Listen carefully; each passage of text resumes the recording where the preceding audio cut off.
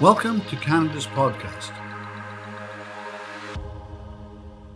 Hi, everyone. Today I'm with Nancy Caouette, who's the founder of Little Yogi. So, Nancy, thanks for being with us today. I know you're in a crunchy time in your life right now, so thanks for taking the time to be with us on the show. Well, thank you for having me. Great, Nancy. So you founded your business 5 years ago.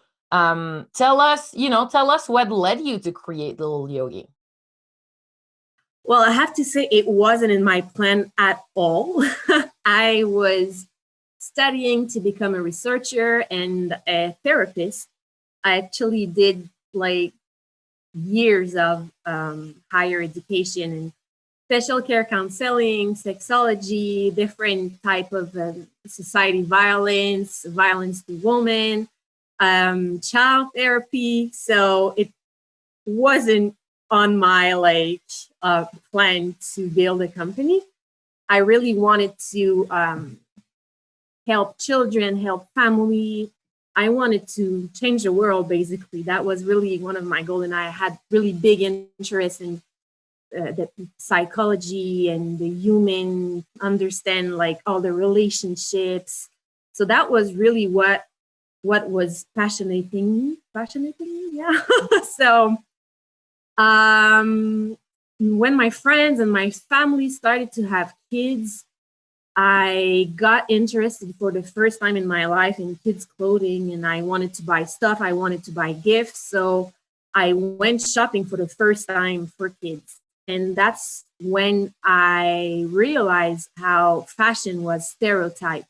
Mm-hmm. I already knew that, like everybody knows it, but when it's for an adult, when you think about it, you're like, I can make my own choices. But when you go into a kid's store and you realize that, you're like, oh my gosh, like on one side, everything's blue, on the other, everything's pink. And the messages are so different from a girl than a boy. Like the boys are all courageous and strong, and the girls are cute and they're shining and they have sparkles. And I was like, what kind of message do we send to the kids? What are we telling them when we dress them this way? I think there's a bigger conversation behind clothes. So I didn't buy anything for my friends and for my family. And I started to look online. What can I find overseas? What's going on in kids fashion all over the world? And my mom's a sewer, so basically I grew up with her sewing everything. And I bought some fabrics that I found that were that had no stereotypes on it. So it was more unisex. It was for both genders. And I bought the fabrics. I went home to my mom and I said, okay, so we have a baby shower coming. I'd like to do something special for my friends. Let's build a grow with me pants. I've seen this in Europe. I want to see if can we do something for them. And it all started there. So one Sunday, I draw what I wanted, and I told my mom, "Can we do this?" So we sew it. I went to the baby showers, and I was like, "This is Edouard exclusive. This is Delphine's exclusive." And I made them little clothes, and people were just amazed. So they were like, oh my gosh, did you make that? It's so beautiful. Can I have some and everything? And my boyfriend's kind of a geek online, and he was like, you should put it on Facebook just to see what's going on. Like, so I've put my first little yogi pants online right after the baby showers, and a week after, I had hundreds of orders. So I didn't have any fabrics. I didn't have any like business model. It was really like I saw that there was a problem there. I wanted to do something special for my friends, for my family, and then just the world respond to what I've made. So 6 months after that, I quit my job, my studies, everything, and I started doing Little Yogi full time. It's been 5 years now. Wow, well, that's a great story, and it seems like you had like you saw a need and then you had the right element with your mom being in the industry. So, and then the people responded. So what does that look like for you right now? Like 5 years later, is your mom still in the company? How was that ride, like building a business with your boyfriend, with your mom, people helping you out around you? I won't say that it was an easy ride.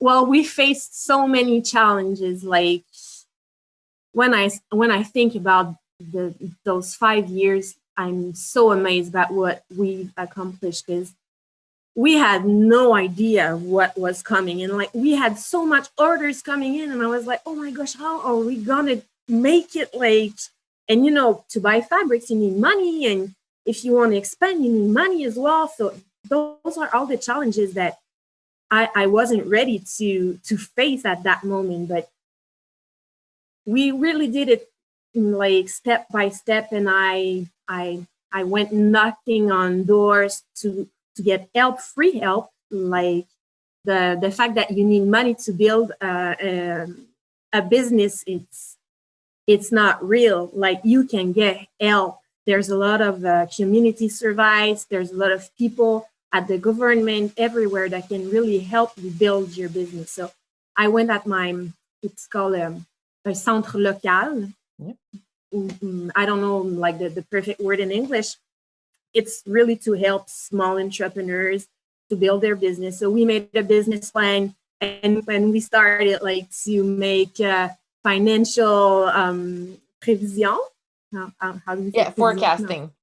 Forecasting. And I started to build a plan. And it's sure that everything I did with my studies, like, I mean, I was doing a master, so I had a certain like structure, and I'm well organized. I like to plan things ahead. And so all those skills that I acquired doing my studies really helped me, like putting a structure into my business and making it grow and grow and grow. And of course, I like learning. So I was always online, always looking for articles or way to help.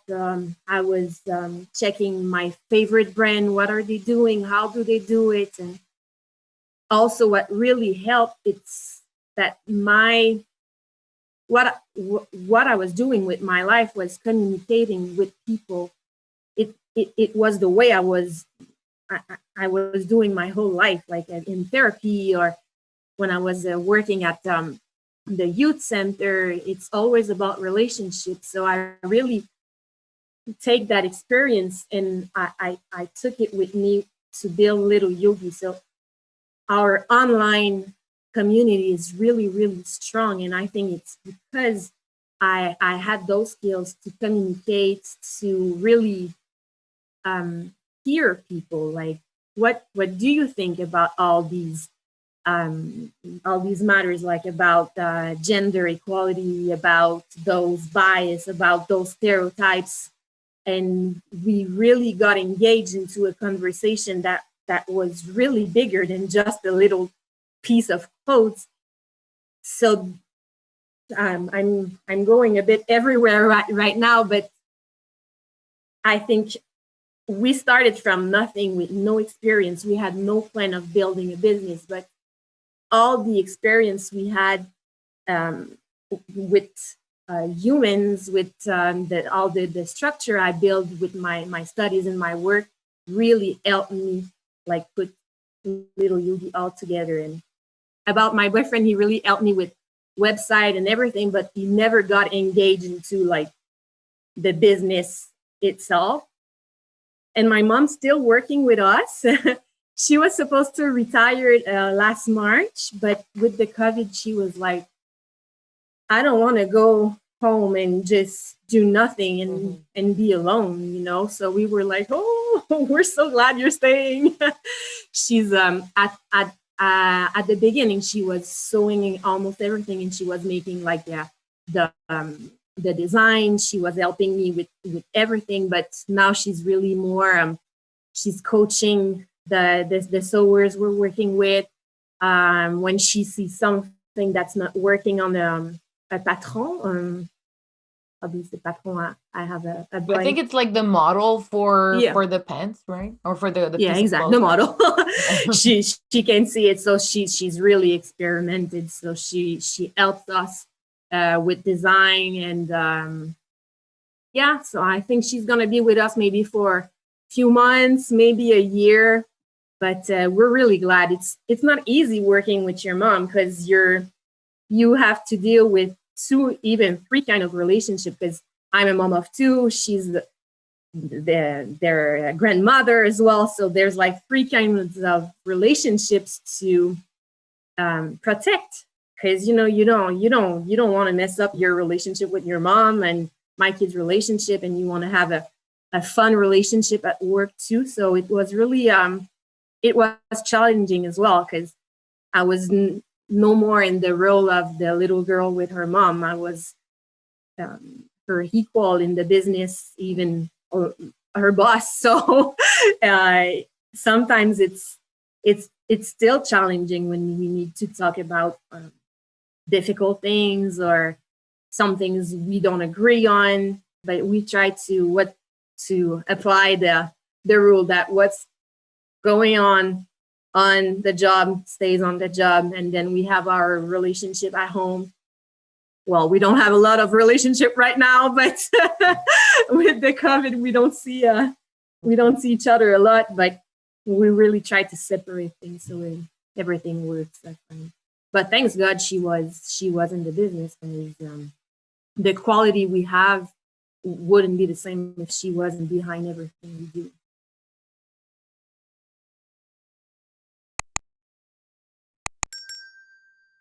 That's a really great story with your mom, and I think a point that I'd like to touch on in this interview is, since you're an expert with gender equality, like sexuality, and you helped a lot of people, what do you see the impact is of your work on, like, because after 5 years, I assume that you've seen the children grow up with your clothes. So do you see a difference, like, or maybe what's your vision what's the vision that you have for the impact you want to have with your business, and that, you talk about the change in conversation, like, what is it that people can do to change the conversation according to you as an expert in that field? Well, my first goal was just to have this conversation with people and to put it out there, and to people just to start not thinking about all these things. And I was surprised to see that people are not comfortable with those messages. Like, some are, but most of them are not. And they're glad that we arrived on the market and said, that's over. We want to say that you can wear whatever you want to wear and become whomever you want to become, with no regards to colors and what kind of sports or whatever you're doing. And people were so open. And even my vision grew during those 5 years, because we started as, okay, it's unisex, it's for boys, it's for girls. But now I'm standing in a position that, for me, what just any kind of clothes can be for a girl or can be for a boy.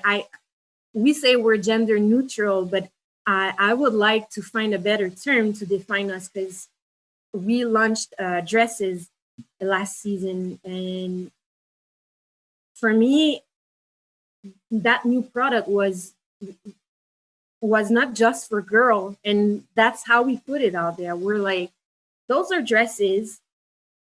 They are dresses for whoever want to put dresses on, and we should, as adults, have a reflection about why we feel uncomfortable seeing a little boy or seeing a guy wearing a dress.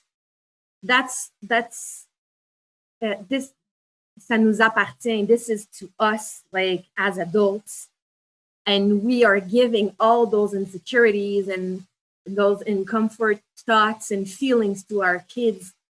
And I think it's really limitative. Mm-hmm.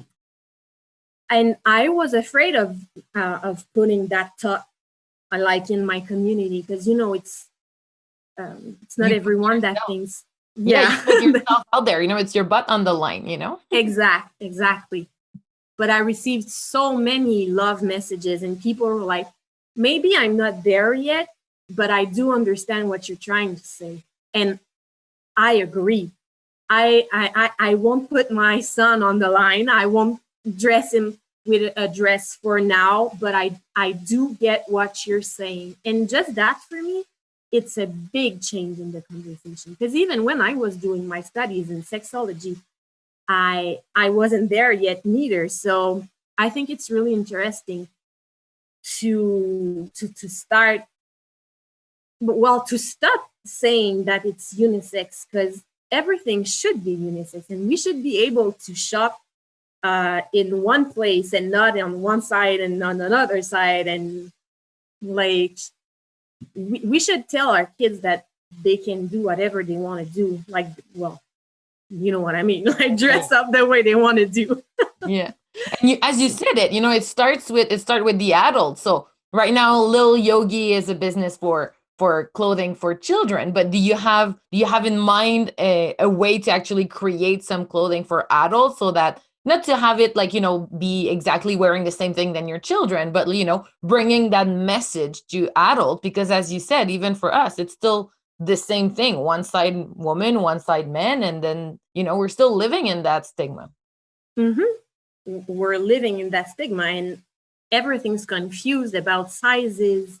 Like, we try to sell you something like you should wear, you're a small, you're a medium, you're a large. That's not even real. You should shop by what makes you feel good. Like, do you like it like looser? Do you like it bigger? How do you feel in your clothes? That's the way you should shop. You shouldn't have to shop by sizes, except for certain product. But yeah, we have launched a couple of adult products in the last years, just to see what people like were thinking and everything. And we really, really had a good like response to that. So yes, we're actually working on another like little brand that will be, I'd say, the big sister for Little Yogi. Oh, that's wonderful. That's Yeah, great. And we'll announce it soon on our page, but it's going to be launching soon. I wish just before I give birth, because I'm pregnant with my third, and I'm going to give birth next month. So there's a lot of thing on the line right now. yeah. And what does that, like, what does that look like for you the last month before you give birth? Like, what are your plans, or like how are you setting up things in place so that you can have a little rest with your baby when the baby comes? I have to say that it's going to be the first time that I will have a little bit of maternity leave with this baby. When I started the company, I had no kids, and in 3 years I had three. So the first with my first Sydney, I worked while I was in the hospital. I was doing social media, and I was talking with clients even at the hospital.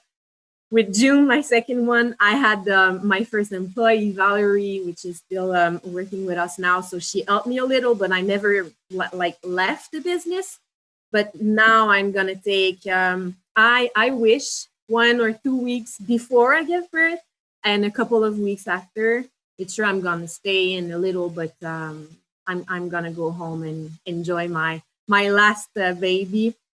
I really put a lot of effort in the last year. Like, COVID really engaged me in a new reflection about the structure of the company. Like, how can we be more independent? How can we have like logistic and structures that will help the business run a little bit more by itself, that needs less of me, less of everyone. So we really put effort in the structure and the logistics, and it's really helping for me, and the Yeah. little break I'm gonna take. Yeah. Well, a lot of businesses did that in the last year, right? Like, how can we think differently about our business? So I can see that, like, you did that too, because COVID, but also in preparation for what's up for you Exactly. next. Yeah, because we had trouble getting access to fabric.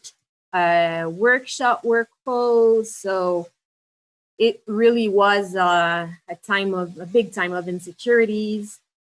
And we had to have that conversation about, okay, so how can we make things work if we don't have access to all these workers, to all the fabric? How can we locally source that type of fabric? How can we make things in-house? And like, not only my mom Marlene does it, we need like workers in the company. So we really build a good structure, and so far it's really going well. Really glad in a way that this happened and that we had to focus on the structure. You know, when things are going well, you just like, you're in the day-to-day actions and responsibilities, and it's sometimes it's hard to take a step back and take a look at the big picture. But this year is really like, it I had to do it. Like, I had no other choices. So finally it was a good thing. That's great. And I'd like to touch on another point that you talked about before.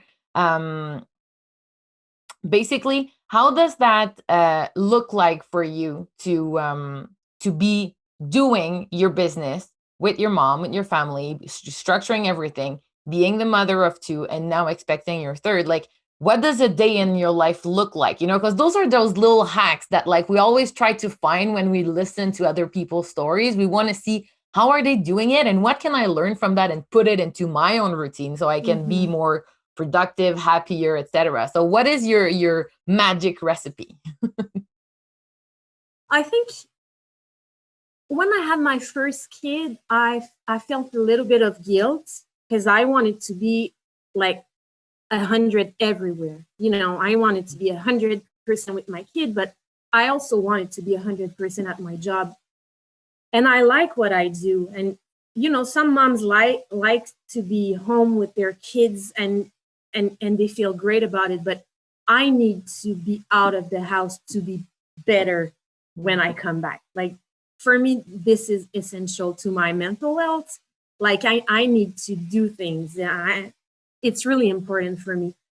My days are crazy. Like, it's even like impossible to describe them because it's always running and running and running. But I have a tight schedule. I wake up before the kids. I work a little bit, and then I try to train because it's the way I can really get the steam off. For my mental health as well. Like, I need some space to just release the pressure. So I do this early in the morning, and then when the kids wakes up, I'm with the kids until we go to daycare, or if it's during the weekend, well, I'll stay with them all weekend.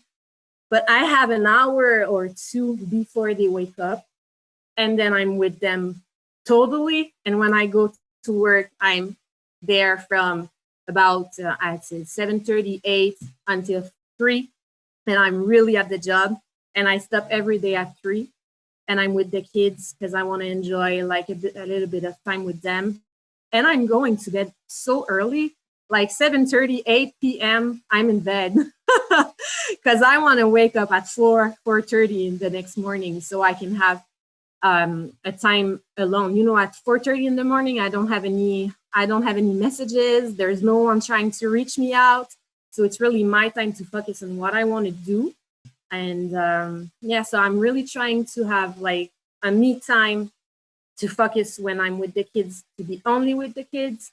When I'm at work, I'm really at work, and I try to finish really early so I can enjoy my family as well. And I think it's really important to take that time. I even close my cell phone when I go back home because I don't want my kids to see me on my phone all the time. I'm working a lot. They see me working a lot, but I'm also really happy that they see their mom like building a business and being happy about it and being really proud. For me, that's also that's amazing. I'm really proud that I can show them that. Well, I think you deserve all the recognition that you're getting from your clients, from your family, your friends.